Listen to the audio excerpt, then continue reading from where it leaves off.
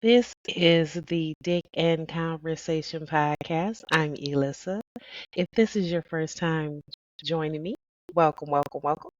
If you have been in viewing this podcast or listening to the podcast previously, welcome back.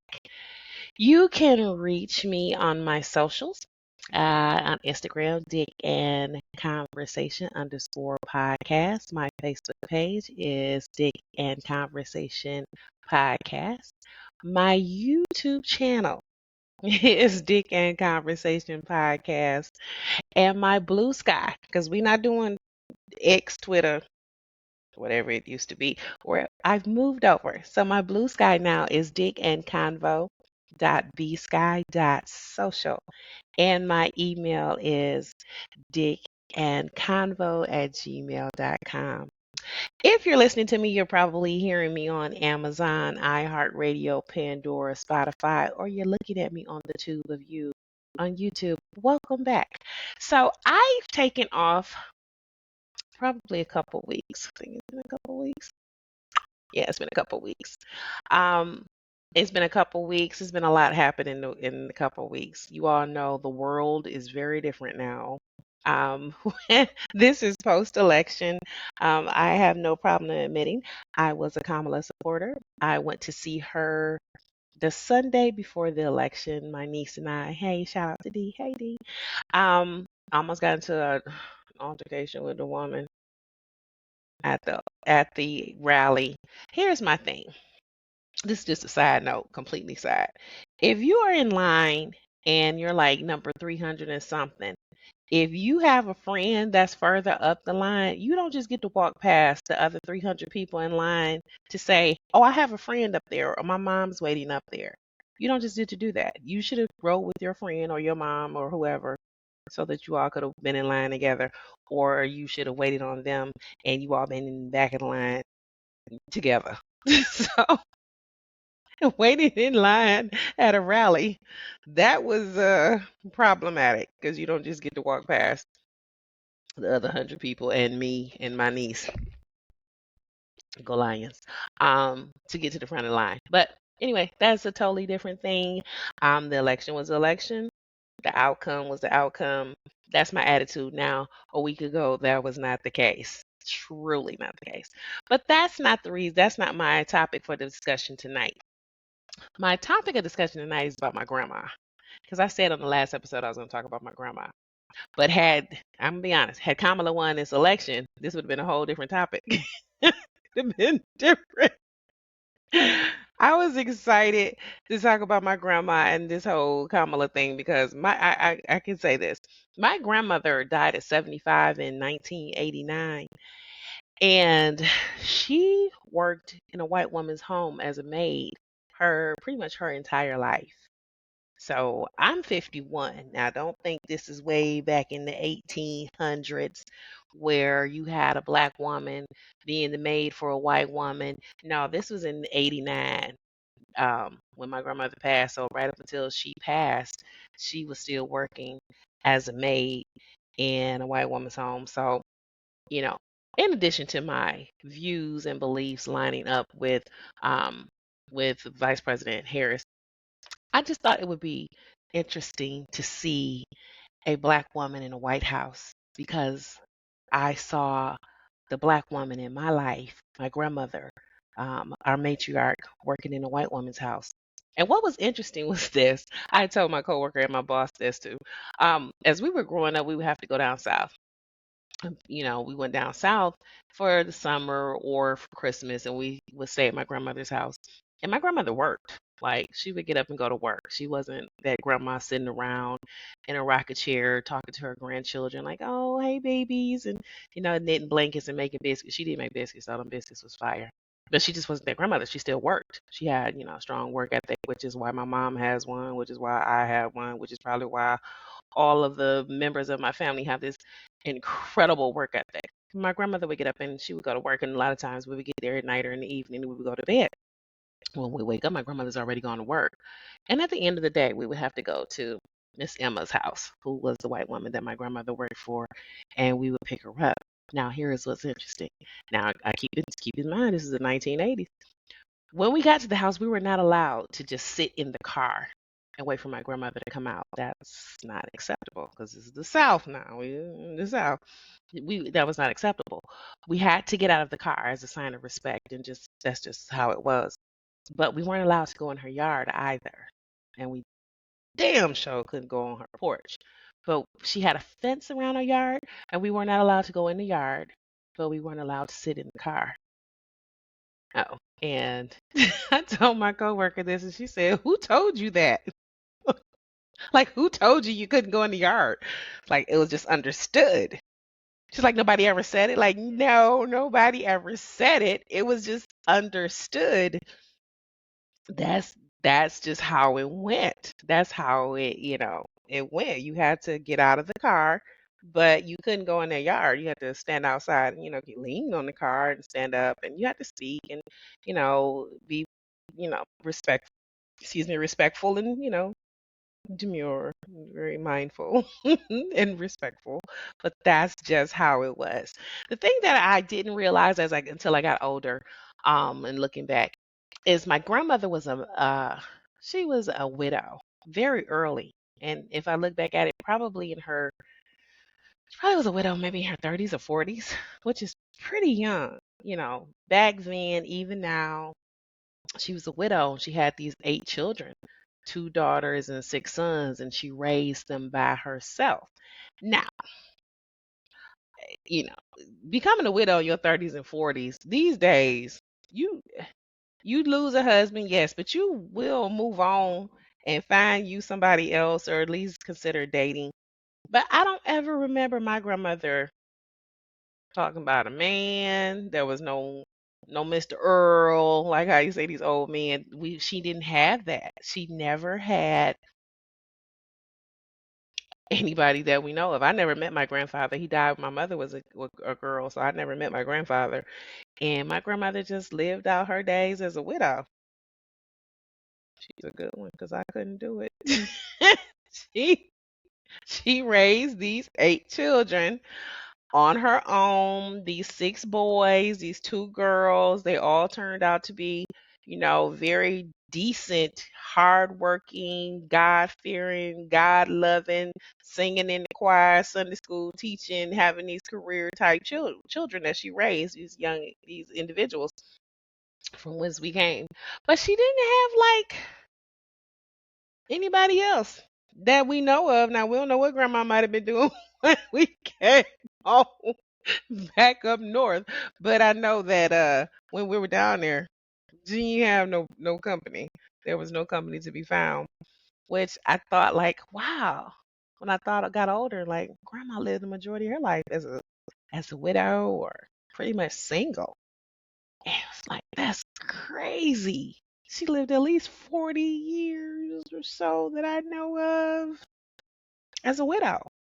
And my mom, she ended up marrying my dad. My mom was a single mom for years, and she had 5 of us, and she was a single mom. Then later on, she married my dad. Her and my dad lived together. They were shacking up. It was the 70s. Don't judge them. Some of y'all parents probably was too. But my mom, she she was a single mom too. And my intent was to not become a single mom, but I am now a divorcee raising my children. And I've been laughing with my mom about the other day. I think we were watching something on TV where this woman she was gung ho to go drop her children off. My mom said, "Oh, you were never like that." The hell I wasn't. When I finally started back dating, finding out the whole dick and conversation thing. My kids, it was sometimes the kids like, "Mom, we don't want to go over daddy house.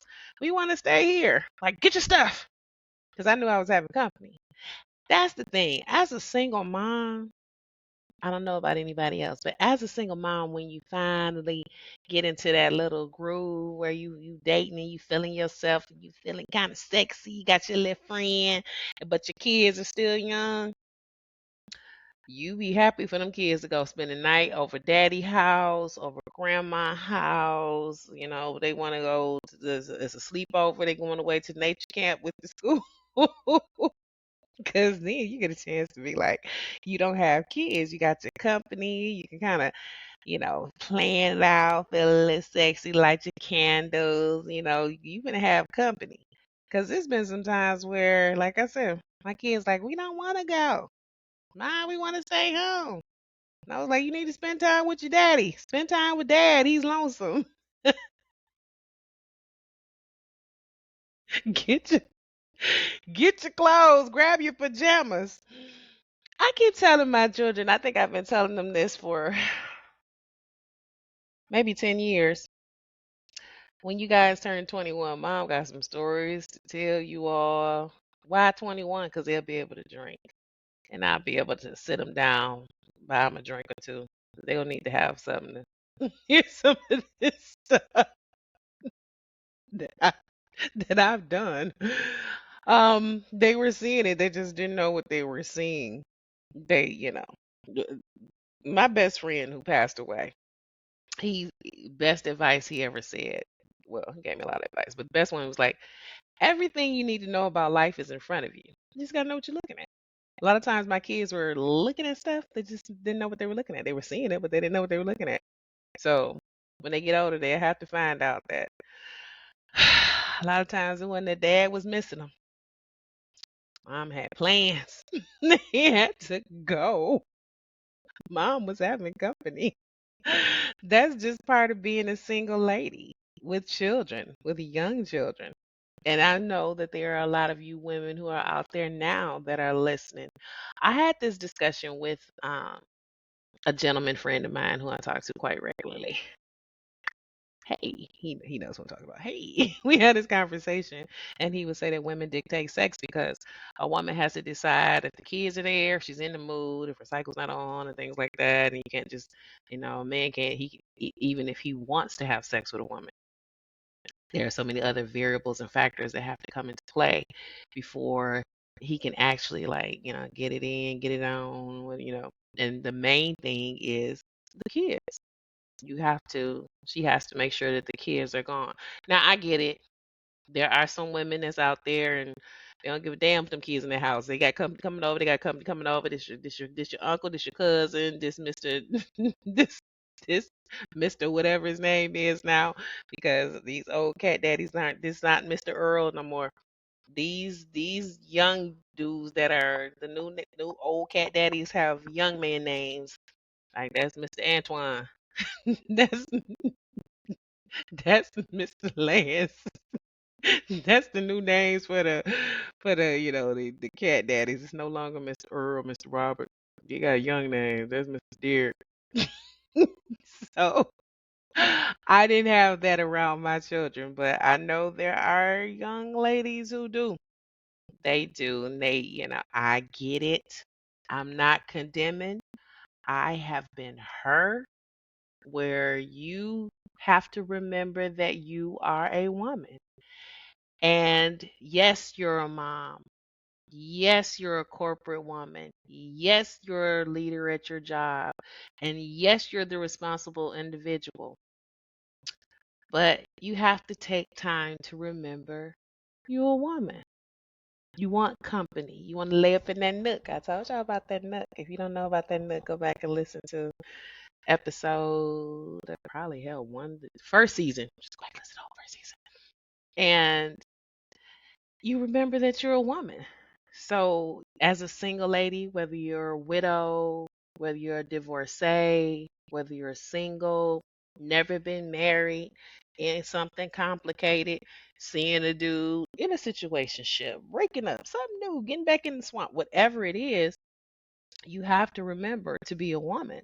And you have to remember to take time to lay in the nook, have a giggle, feel wanted, feel sexy, feel safe.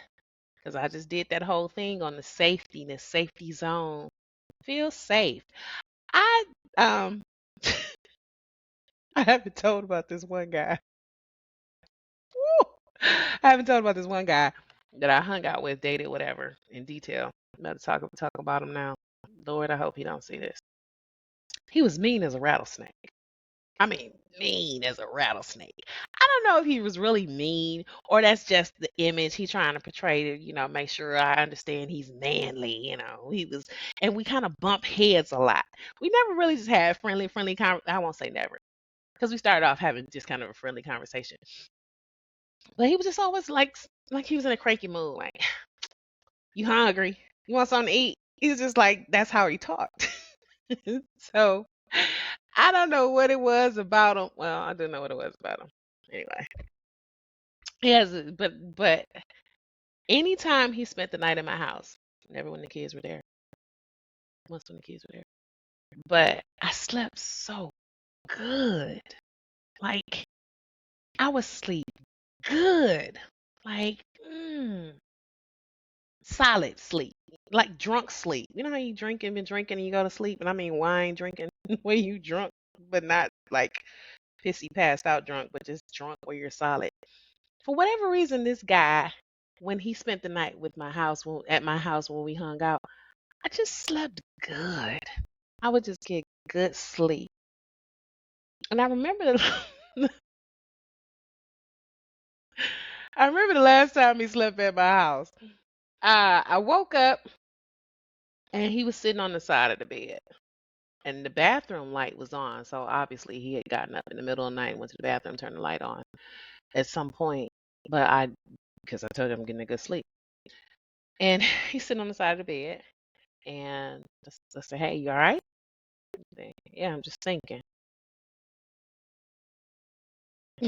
So I don't know if I watched too much damn Dateline or 2020, but if you ever wake up and a man is sitting on the side of your bed and he's sitting up and he's just looking at the wall and you ask him what he thinking, and he just say, ask him if he good, and he just say, "I'm thinking." Baby, I'm not going back to sleep. You up? I'm up. And I'm sleeping with my eyes wide open. My eyes are already big, but believe you me, they stayed wide open. I'm like, this will not turn into a Dateline episode. That's just part of being single. And I just sat there and waited till he was getting ready to go.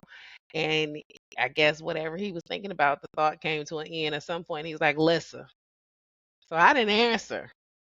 First time he called my name because I didn't want him to know that I was actually awake. Not only that, I threw a whole little fake snore in there.